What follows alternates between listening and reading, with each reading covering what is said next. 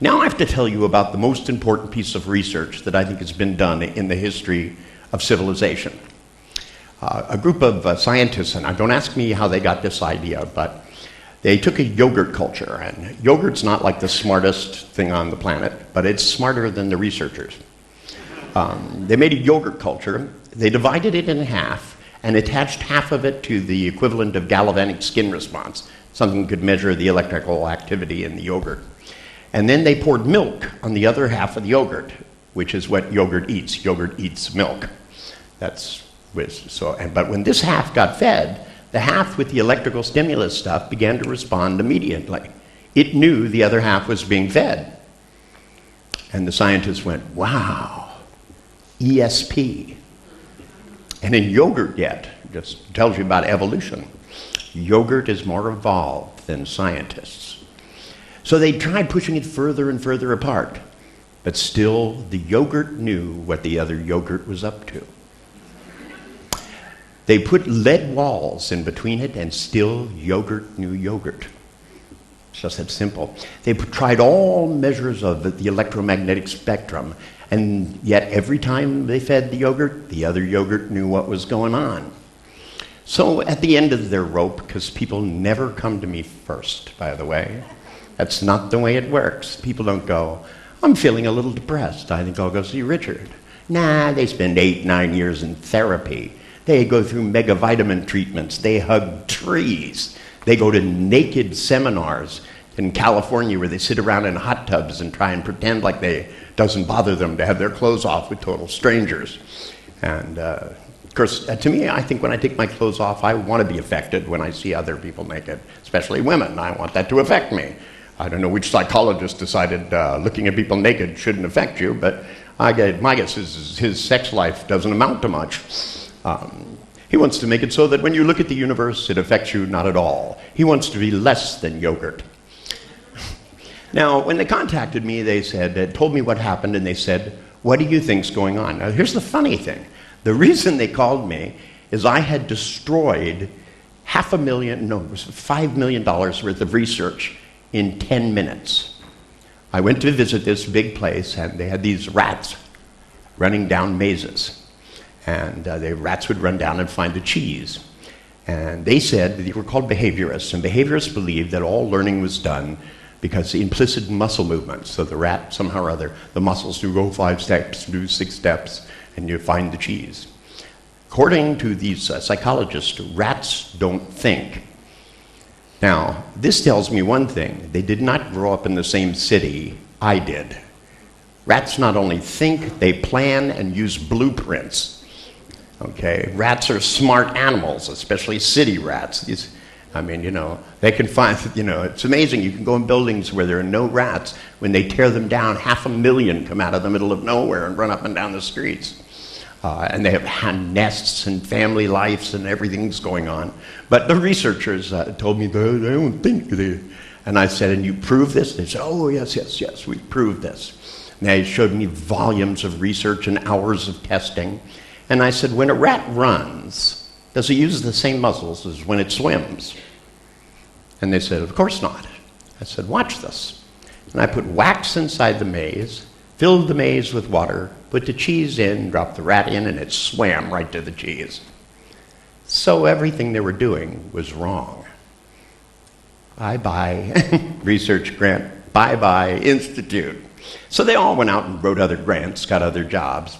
And when they got stuck on the yogurt phenomenon, they called me up and came in and told me, they said, what do you think's going on here? And I said, well, when you pluck a piano string, another piano string vibrates. It's called a sympathetic vibration. Ancient pagans believed that magic was done with, there's 2 kinds of magic, high ritual magic and sympathetic magic. Sympathetic magic, voodoo people build a doll that looks like somebody, take a piece of their hair, or what we like to call DNA, and they stick a pin in this, or they put herbs on this, and it affects the human. By having you see, we're discovering lots more about that voodoo really has a kind of a solid DNA base to it that seems like these voodoo priests somehow or other figured out about DNA and all kinds of stuff. But as it turns out that when things vibrate that have the same nature, things and other things in the universe vibrate. Now, as physicists, we're beginning to discover that this may be the way to do space travel, that you may be able to resonate things in magnetic fields and actually have them appear on the opposite side of magnetic fields.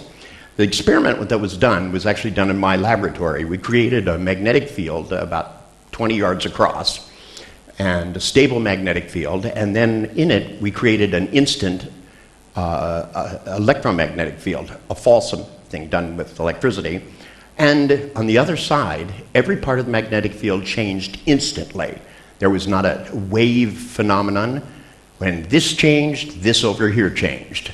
Same thing happened with the yogurt, by the way. Opposite ends of the linear accelerator at Stanford fed this yogurt over there knew what was going on, and there was no time differentiation. It was instantaneous. And I have a love for everything that physicists can't explain. I did a seminar on Einstein's 100th birthday for people at Livermore Labs, gave each of them a little box of stuff, and one by one we went through anomalies of science. Anomalies are things that we have no answers to and we can't even make up excuses. For example, we have no idea how magnets work. They put the magnet on the top of the table, the one on the bottom of the table, and move it around. We don't know why. We have no explanation for it, and we're not even close to getting one. There's only two substances which are impervious to magnetism, and they're both artificially made. They were made for the space shuttle. I use them. I do good magic tricks with them. Actually make cards, glue new metal on there, put it on top of my briefcase, which has a 5,000 gauze electromagnet in it. By the way, the reason I have that is because when I turn it on, if anybody has audio tapes, they go blank. I find this is very helpful when I go to court.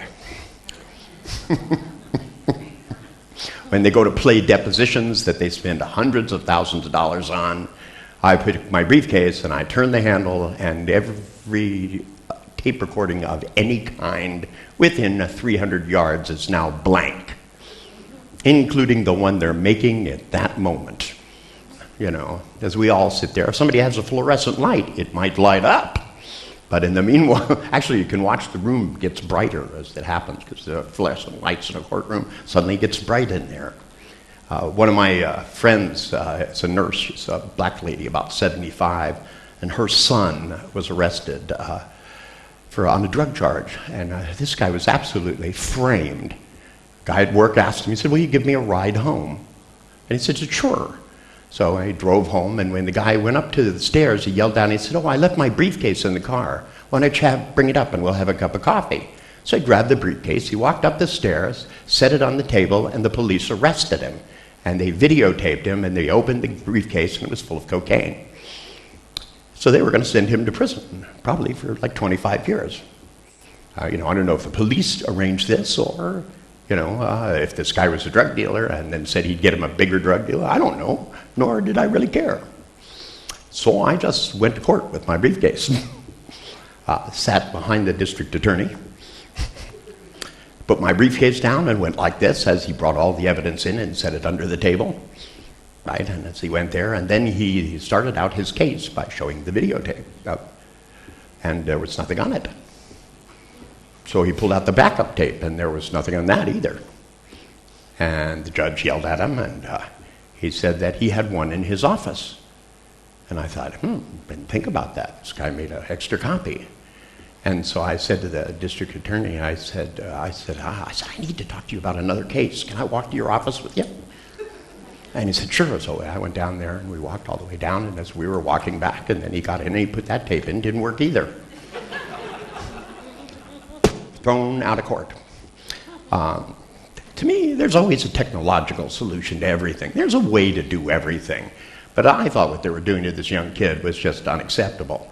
And this lady had been a nurse, and she had helped lots and lots of people.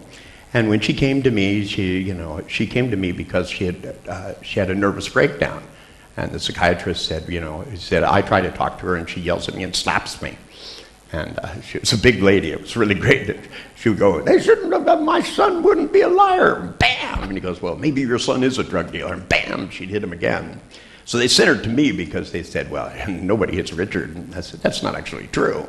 It's just they don't usually get to do it again. That's not my policy. My policy is give to those who give to you, plus or minus 2. And when it's minus, look out, because my imagination can get really weird. So I said to them, so why are you so upset that yogurt knows yogurt? I said, don't you think the same thing is true about human beings? Because the truth is, that when people start getting depressed, the people around them get depressed. When you get people to start being violent, everybody starts getting violent. It's all kinds of stuff, and not just in one place on the planet, all over the damn place. We can affect one another. The question is, who can hold the vibration the most steady? Now, I tried to explain to them that it's really a simple phenomenon. I said, when I work with clients, I don't establish rapport by going into their state of depression and bringing them out. I stay happy as can be until they have to give up. It's just that simple. People who can't be hypnotized, I don't care who told them that. Usually it's a post-hypnotic suggestion. Their belief that they can't alter their state of consciousness. People do it all the time. How many times have you been sitting behind a car at a stoplight and the light changes and the guy in front of you doesn't? They're just there. These people will look at you and go, I cannot go into a trance. And I usually go, well, not a good one. But that doesn't mean just because you haven't done something doesn't mean that you can never do it. The fact that, I asked this depressive once, I said, have you ever been happy all day for a whole day? And he said, never. And I said, that's because you don't know how. You're not good at it, so you're going to spend the day with me. And I want you to try as hard as you can in vain to remain depressed. Now. And I went into a state of feeling absolutely wonderful and just stared at him. And he went, I feel funny. I said, that's happiness. You're just not used to it. And he goes, you can't just look at somebody and make them happy. And I went, of course you can. Yogurt can do it. I should be more talented than yogurt, don't you think?